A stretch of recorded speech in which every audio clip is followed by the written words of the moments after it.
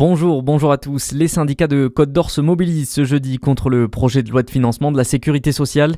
Plusieurs associations de retraités et organisations syndicales appellent à un rassemblement pour dénoncer des mesures budgétaires d'austérité annoncées par le gouvernement Lecornu.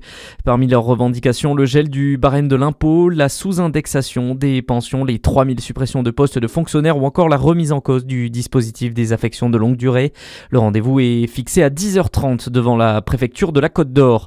La Bourgogne-Franche-Comté particulièrement touchée par le harcèlement scolaire. Selon le dernier baromètre de l'IFOP publié à l'occasion de la journée nationale de lutte contre le harcèlement à l'école, près d'un élève sur 5 dans la région, soit 19%, déclarent avoir déjà été victime. Un chiffre supérieur à la moyenne nationale estimée à 17%. L'enquête révèle aussi que 7% des jeunes scolarisés reconnaissent avoir déjà participé à des faits de harcèlement. Ce baromètre prend en compte toutes les formes de violences répétées, physiques, verbales ou psychologiques vécues durant la scolarité. Les élèves en situation de handicap apparaissent comme les plus exposés devant les jeunes plus timides ou ceux ayant redoublé. L'ancien maire de Besançon et ses collaborateurs relaxés dans l'affaire Fousseret-Cordier.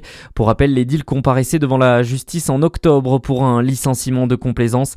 Il avait été épinglé en 2024 pour détournement de fonds publics et prise illégale d'intérêt à la fin du contrat d'Alexandra Cordier. La justice a finalement tranché en faveur de Jean-Louis Fousseret en déclarant qu'il n'avait pas commis de faute. À la une de l'actualité en France, j'adresse toute ma compassion aux blessés et aux familles touchées.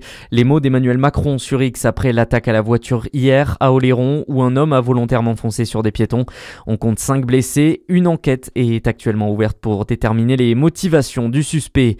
Socialiste musulman né à l'étranger, Zoran Mamdani est une anomalie dans le paysage politique américain.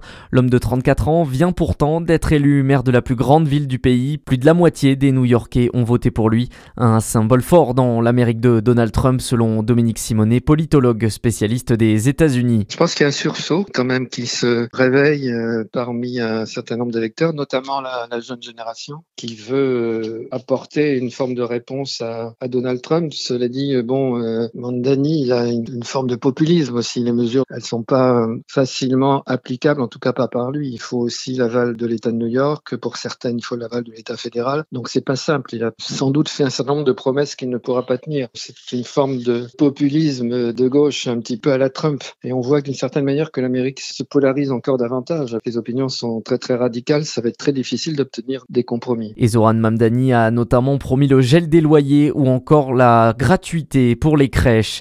Et puis en sport, direction la Martinique où le duo Tom Laperche et Franck Camas sont les grands vainqueurs de la 17e Transat Café L'Or. Ils ont franchi la ligne d'arrivée cette nuit à bord de leur ultime SVR Lazartigue. 10 jours et 13 heures de course. À suivre votre météo sur Fréquence Plus.